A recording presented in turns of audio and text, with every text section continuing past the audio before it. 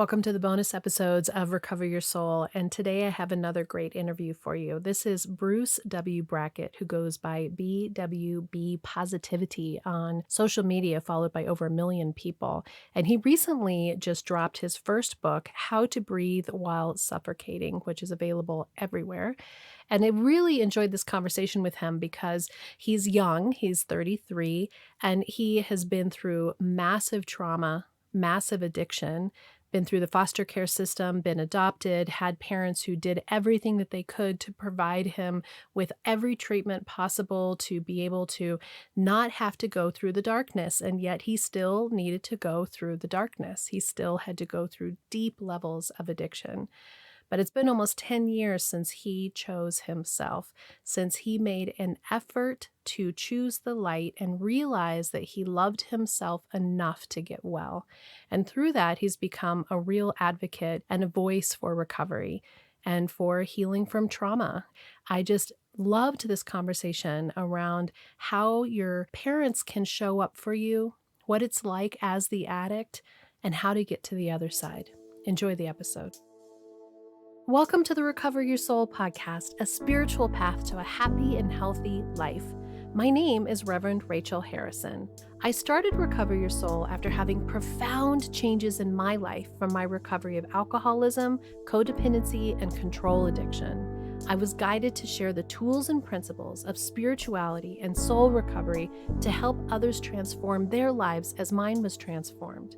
For us to overcome external circumstances, we need to turn the attention to ourselves, focusing on our inner change and healing. Positive results in our lives will follow. Welcome to Recover Your Soul. I'm Rev Rachel, and I am so excited to be back on another wonderful interview with Bruce Brackett, who is a soon-to-be author, or is author. You are an author, but is soon to be released book, How to Breathe While Suffocating. And I wanted to bring him on the podcast because I think he has a really compelling story to share around making it out of the darkness and how you've really blossomed into the full expression of who you are through that experience. Welcome to Recover Your Soul, Bruce. Thank you, Rachel. Thank you so much for having me. It is an honor to be here just to share this space with you and to shed light into the shadows of what we were kind of just talking about, but just to be able to have this opportunity to share your platform, to be a part of your experience in this journey is really an honor. So thank you for having me. Thank you. So I was just how old are you now?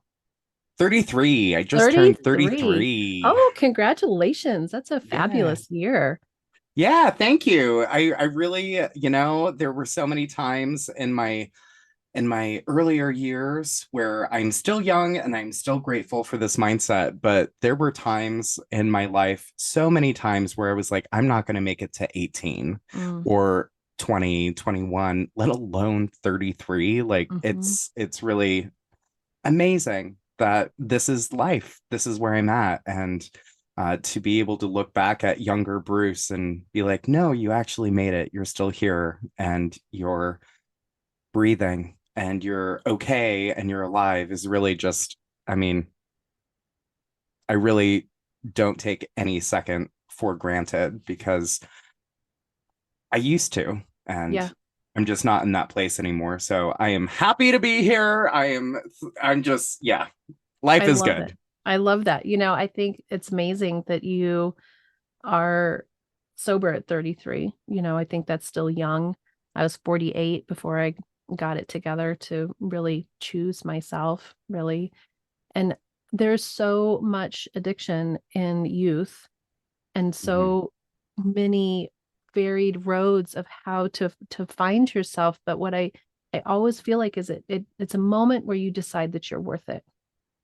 Yeah, it is. Tell us a little bit about your journey and that moment to decide that you're worth it and to step into your wholeness, because you radiate wholeness. The moment for me was the fact that I was dying. I was overdosing. I was taken to the hospital so many different times from drug overdoses or chemically induced comas that I put myself into while overusing drugs and alcohol. And there's this light inside of me that I've always had. And I have to give that credit to my adoptive parents, that they were always so welcoming, loving, encouraging, told me I could do it. I had that support, which planted the seed of self-love. But because of my upbringing before I was adopted, I was born into detox from drugs and alcohol, one of the worst reported cases of abuse that the state of Montana saw in the early 1990s. And so that was my entrance to life, and that also planted the seed that I wasn't good enough, that I Mm. wasn't worthy, I was easily discarded. So I had the yin and the yang of that, and for a long time, I allowed the darker side of life to take over and cast a shadow over me. But I still had that ember burning Mm. inside of me. And fast forward, going through foster care, adoption, trauma therapy from a very young age, growing up openly gay in Montana, which was no cakewalk. That was not easy, my friends. But I had a lot of support from my family, from theater friends, and it allowed me to carry through all of the darker times with that light inside of me. And eventually, fast forward, I was living in New York City. I was overdosing. Meth was my drug of choice. I was just diagnosed HIV positive, had every STD under the sun. I was working as a sex worker. I wasn't taking care of myself. No shame in sex work. We all have a profession, we all have a career. There's a healthy way of doing it. I was not doing it in a healthy way. Mm. Um, and it brought me to my knees in that time of surrender, where I chose to listen to that light within inside of me more than I wanted to escape it. Mm. And that was something that really helped to pull me out of my own way, because I was in my own way for so long, that those lies that we tell ourselves, I'm not good enough, I'm not worthy enough, I'm not capable, I can't do that, I can't. And then I really reversed it. And how many times did I have to hit rock bottom before I was able to be shooken up enough? I wrote a Sure. book. Yeah, sure. Okay. That's what you Grammar. say. That's what it is. That's what it is right now, kids. I had that moment where I was like, enough. I'm sick of being sick. I am sick of not living my truth. I'm sick of hiding from myself. I'm sick of hospitals. I am sick and I want to be better. So I listened to that. Mm. And that was a time in my life.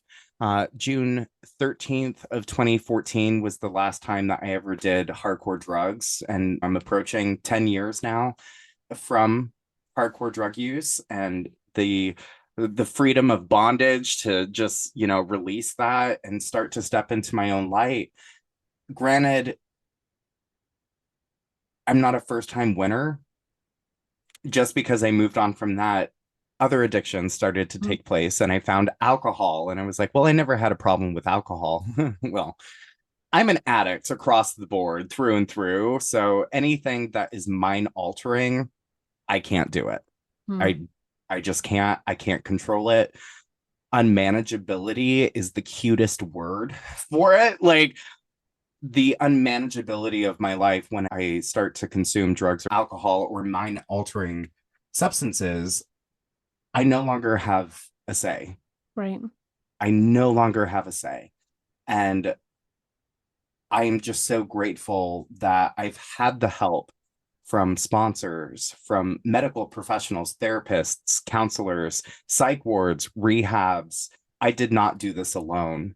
Um, and I'm just so grateful to have people in my life who have gone through this before me that can help shine that light, and in ways that I'm able to see a little bit ahead of myself. Yeah, what I love about this story, Bruce, is what I feel so intensely, because I'm an addict too. And this is the piece I think that makes people relate to me is I get the addict side and I get the people who love the addict side because I have addicts too.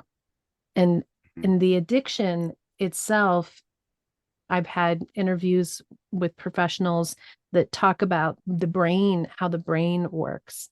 And so it's not just will, it's not just as simple as just a quit when we're trying to mend our broken hearts, and there's so many components that come into it. And ultimately what I heard you say is I decided I wanted better for myself. Yeah. I decided I was sick and tired of being sick and tired. I decided I wanted to be well. And no one can make us want to be Mm-mm. well, but they can set up environments that support your potential. So it's this complicated dance of how to do that. So coming from that perspective, having had these parents who adopted you, knowing that you came from, oh my God, I'm so sorry that you had to be born into addiction, that you were in the womb, you were given drugs and alcohol. And they knew that you were a tough case and they loved you anyway.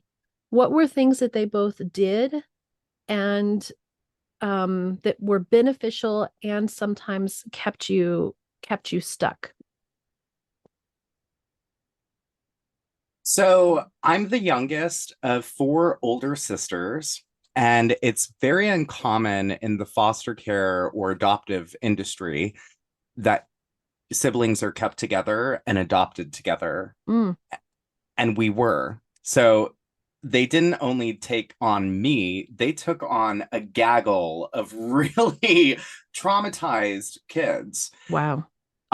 So my parents are saints. I fully respect them for them to be able to do what they did and bring us to adulthood safely and in a very loving and caring way.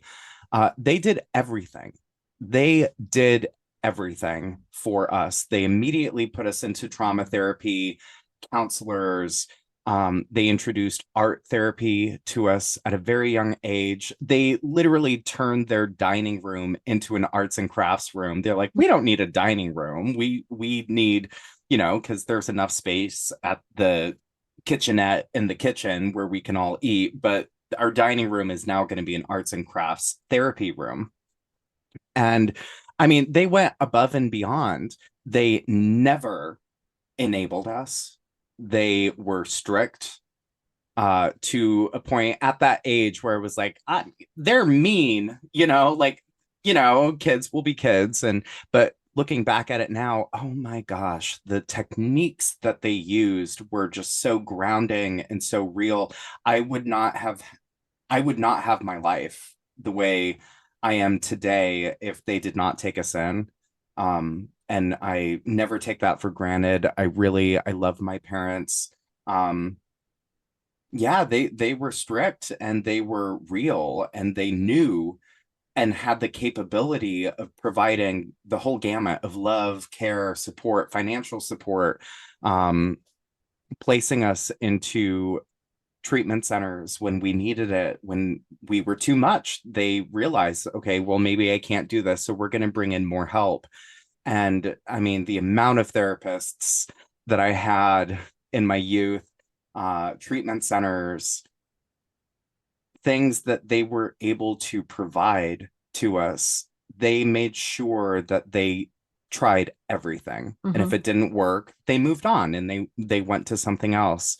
My mom, my adoptive mom, she went to Al-Anon to help.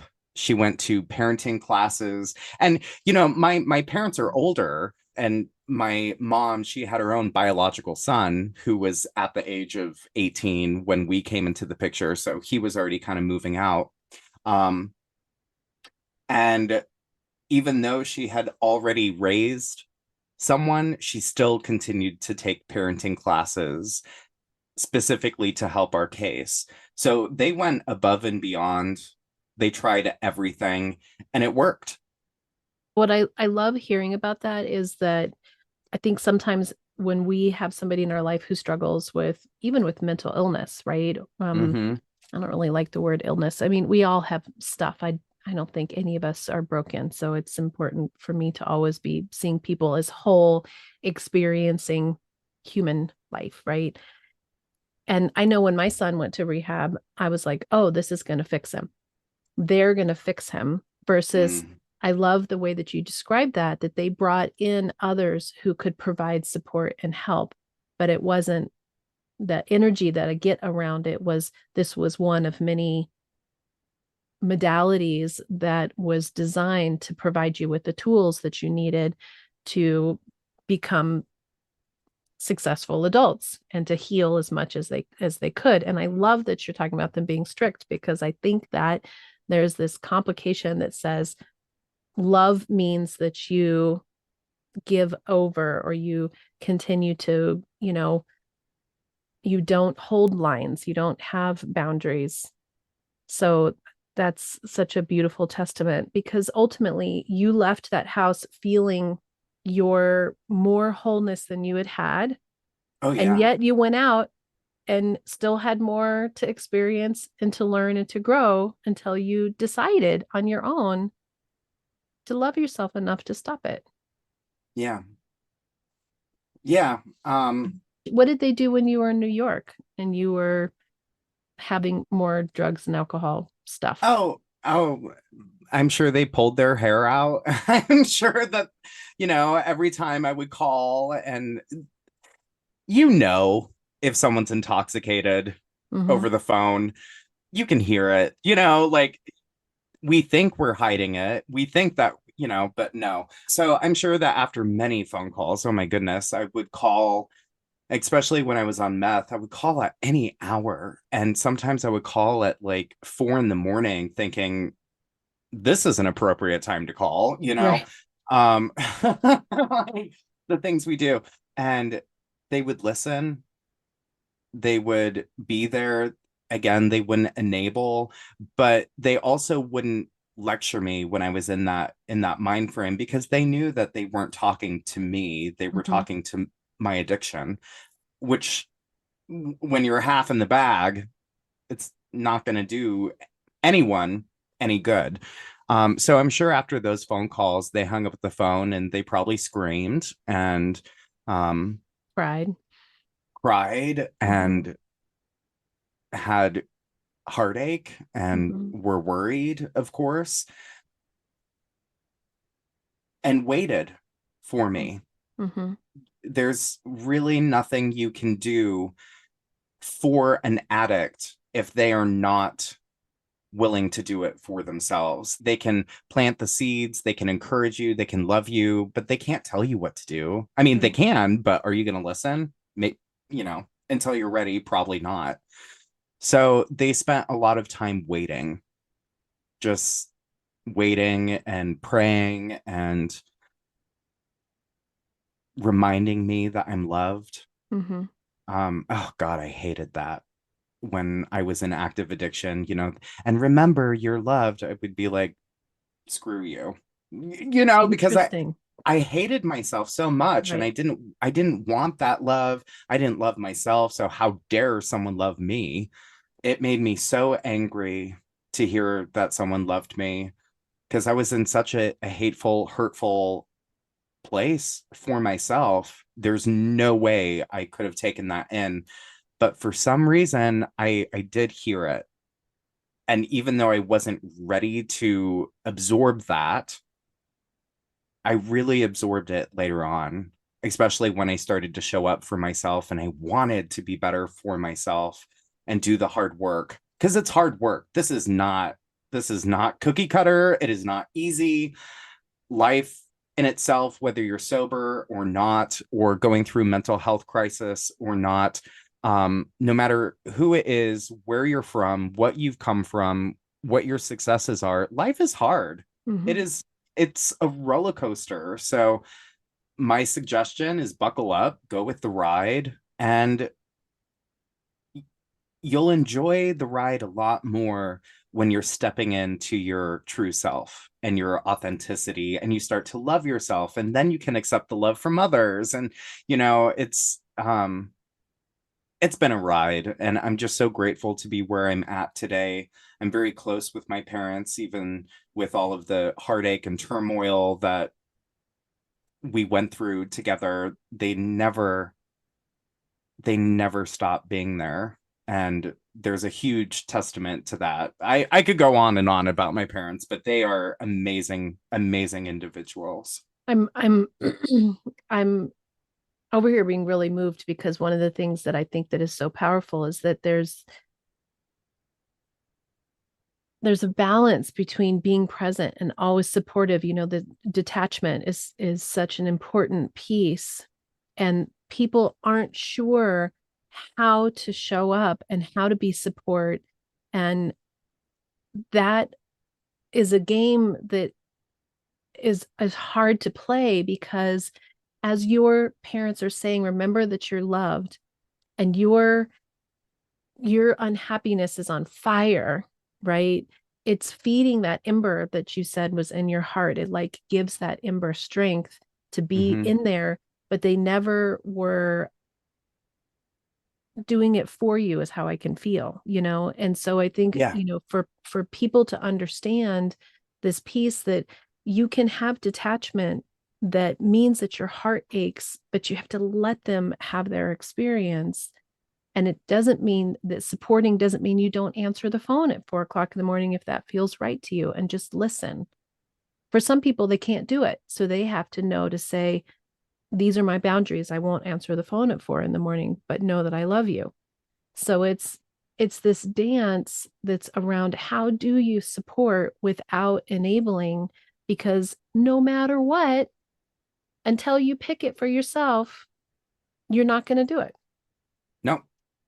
And I really appreciate the fact that you just said the boundaries and what you're willing to do and the detachment, because that in itself, for people who are dealing with someone, a loved one who's going through active addiction, sometimes showing love is stepping away. Mm-hmm. And that's not a hateful thing to do. In fact, it's helpful. It might be hurtful for the person going through the active addiction in their mindset at that time, but it's not. And that is setting a boundary. That is not allowing yourself to enable said active the person in active addiction. If you're able to step back and realize that stepping back is being there for them, Right. it's huge. And you know, especially back in the day when I was doing that, and then I would find they wouldn't pick up the phone because they just Mm-hmm. couldn't hear the pain and they couldn't go through that pain again, but they still were there for me by setting that boundary. Mm-hmm. So you can love from a distance. Sometimes enough is enough for them too. It's really important and powerful to hear. And I think that's the message that I'm trying to always share with people, because your heart is breaking. Yeah. And in soul recovery, what I'm always teaching is we have to attend to ourselves and our own healing. Hmm. And the more that I've healed, I love that your mom went to Al-Anon. The more that I've healed me, the more that my relationships have blossomed. And my kids are not sober. They're not they're not nearly in a place where their life is completely unmanageable, which I'm grateful for, but it's definitely more than I would like. Yeah. It's more than I wish for them, but I I need to let them for themselves have their own experience. And the more that we try to fix it for someone else, we're actually robbing them of their soul's journey of whatever that is. And so you could be elongating the experience by enabling them. And that's Yep. a terrible thing to, think that you might be actually making it harder by trying to fix it. Yeah. And it can be as serious as you might be killing them if you're enabling them. That's a Not powerful thing.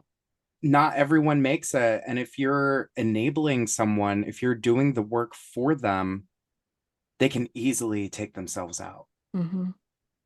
And I mean, this is a pretty intense thing to say, but it is my belief. And again, in soul recovery, take whatever you want and leave the rest. Yeah. I think our souls all come here for whatever this experience is here. And so many people don't recover, not only from addiction, but from heartbreak or from loneliness or from Hmm. their feeling of unworthiness. And I can't begin to believe that I know what their experience is supposed to be. And the Yeah. more that I think that I know what your experience should be, the less I'm paying attention to what is my experience. Who am I? And Hmm. who do I want to be in this lifetime? And how can I radiate light? And how can I be healed? And that does benefit the people, but I can't understand the people who really never choose themselves. If they can't and don't want to choose themselves this time, maybe there's a reason why in their soul's evolution. And that's a hard thing to swallow. Mm-hmm. But, it's a hard thing to accept because I see the beauty in everything. Um, since I've been doing this work for myself, now I'm able to look at circumstances when it doesn't happen the way that I think it should, or darn it, I didn't get my way, or, like Mm-hmm. there's a lesson there. And my heart breaks for people who just can't show up for themselves. They choose not to, whatever roadblock is in their way. I'm an empath. I hurt for that person, but I've also learned to let it go. It's not about me. Whatever I need to do to keep going in my life that will not only help and improve my life so that I can become a better person, or so that I can gain more knowledge. How can I share that with other people? Because someone did this for me when I was going through it. And now that I'm on this side of things, I find a huge responsibility to give back Mm-hmm. and to help those who still might be set in the flames, Mm-hmm. Um, and if I'm not able to get them out of the flames, that's not my fault. Well said, It's because not, it's not. it, but being there and being present and being a light is so essential, and we are not responsible to get them out of the flames. So, what does being of service look like to you? Here you are on this podcast. Tell me a little bit about how the book came about, and what is it that you're out sharing? You're an artist, you're an actor, you're an author, you're a speaker. So, what does that look like for you? How are you shining?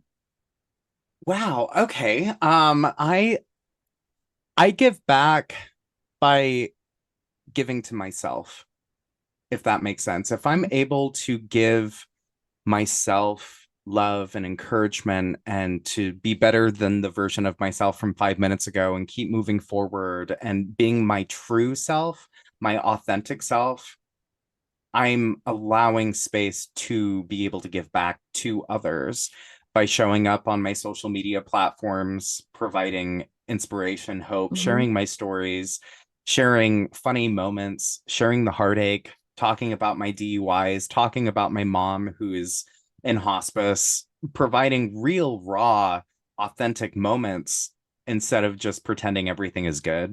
Mm-hmm. And I'm an influencer, and I use that in quotes.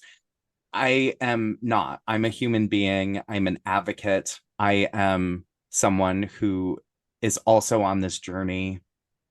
I don't really know much about anything, but I know what um, I love. And if Mm-hmm. I can share that, then I'm fulfilling a purpose there, which is why I wrote my book, How to Breathe While Suffocating. I was inspired by many, many other people who have also shared their light. And one particular, Dave Pesler, who wrote A Child Called It and The Lost Boy and A Man Named Dave, and the way that they shared their story from horrific abuse and just everything that they went through in their life. At a very young age, when I read those books, I was like, oh my God, that's my story. Mm. That is my story. And they shared it with the world so well, we think it was effortlessly. I'm sure it was not. And now that I've written my own book, I know it was not.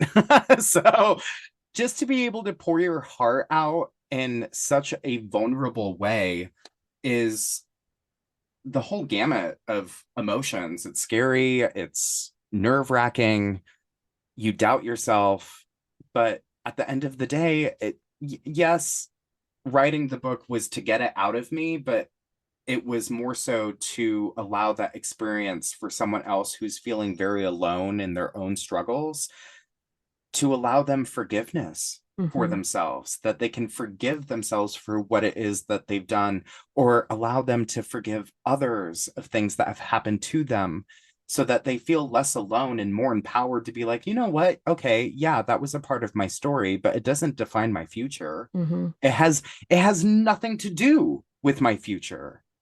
I am the engineer of my own outcome. So if I can step in to that mindset and allow, I'm also spiritual, and to allow the universe and the energies and whatever spirituality or God or deity that it is that you pray to or that you believe in, it's all defined in love. It's all connected in love. And if I can tap into that, which I try every single day, and it's a practice, I am not an expert. I practice it every day. I have my hiccups. I have moments of awakening. And if I'm able to really just get out of my own way, I don't have control over this, but something else greater than me does, and just speak through that, I'm very content with where I'm at. And I think that with that journey of releasing the book into the world is, of course, it's nerve-wracking. I'm human. Like, there's going to be people who really identify with it, and there's going to be people who are like, that didn't happen. Or like, it wasn't that bad. I had it worse. Yes, it's not about the comparison, but it's about being raw and open and honest, because you have no idea who it is that you're impacting. The connection actually is the most beautiful Yeah. piece because I think we're more connected than contrasted almost all the time. Hmm. And when we open up to that connection, the reason why I think people listen to this podcast is they hear their story and my story. They have, Yeah. they're in middle age, maybe they have husbands who are like my husband. They had kids who are addicts, or they were an addict, and they step in and they hear a little bit of themselves. And what I love is when I asked how you were of service, your response was, I'm in service to be my whole self. And that is such a beautiful answer, because I think the answer we could say is, oh, I go and I sponsor, make sure I've got 10 people that I'm sponsoring, or I make sure that I'm at the soup kitchens, or I make sure and those things are all beautiful things. But really, ultimately, if we can heal ourselves and stand in our health and our wholeness, we have so much more to give in healthy and beautiful Yes. ways that we don't even know how that impact is, whether it's a conversation with somebody standing in line, whether it's being so open and vulnerable and willing to share the heaviness of your experience that people will connect with, and it will help them love themselves. That's service and power. And when Yes. we realize that in every moment of our life, we can be of service by being our best self, that's the only thing we have control of anyway, right? You're powerless over everything else. Yep. So be in control of your own light. Yeah.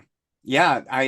I've met many people who say that they're giving service, yet they're completely destroyed in their own self. And I'm like, well, how are you going to actually show up for someone else if you yourself are on fire? Thank you for saying that. It's not about all of the other, oh, I did that. And something that I heard in the rooms in the 12-step programs, do something for someone else expecting no credit, Mm-hmm. expecting no recognition for it. Just do it because do it. Mm-hmm. Like what's so wrong in that?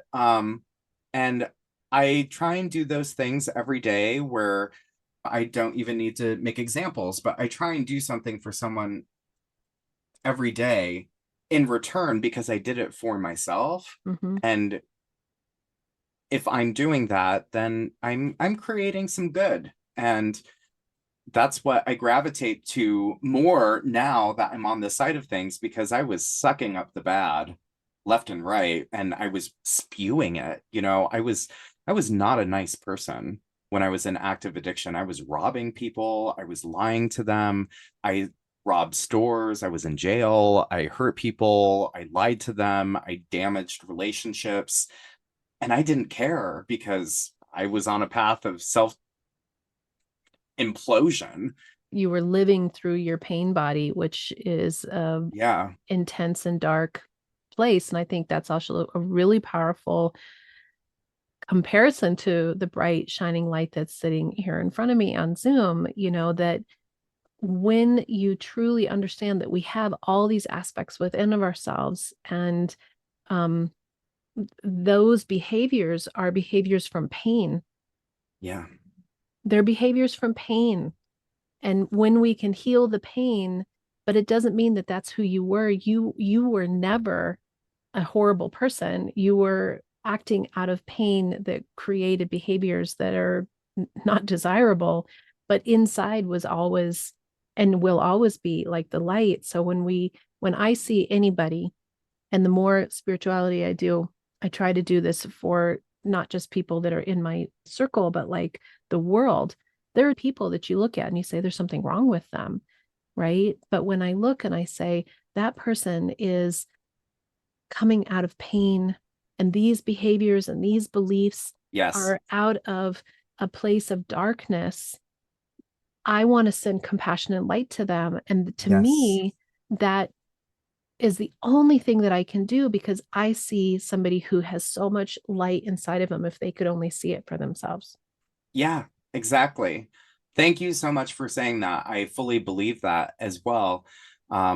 When I get bullied online, or, even back in the day, growing up openly gay in Montana, I was bullied a lot. And I'm so grateful for, again, my mom, who taught me that person's in pain. Mm-hmm. And they're sharing that with you because they want you to be in pain as well.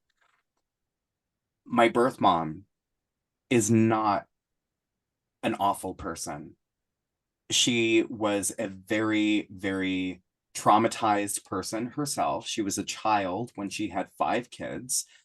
She didn't necessarily do an amazing job, but she did what she knew. And it came out in those ways. She was in pain. She hurt people, and Mm-hmm. healing people healed themselves and others. And I hold great compassion for everyone. It doesn't mean that I'm going to necessarily welcome that in my Right. life. if Right. if I need to hold that distance, again, love from a distance, then I will do that in order to protect my own peace and my own happiness, because their peace and their happiness is not my responsibility. But I can love them, and I can give them compassion and realize that they're human.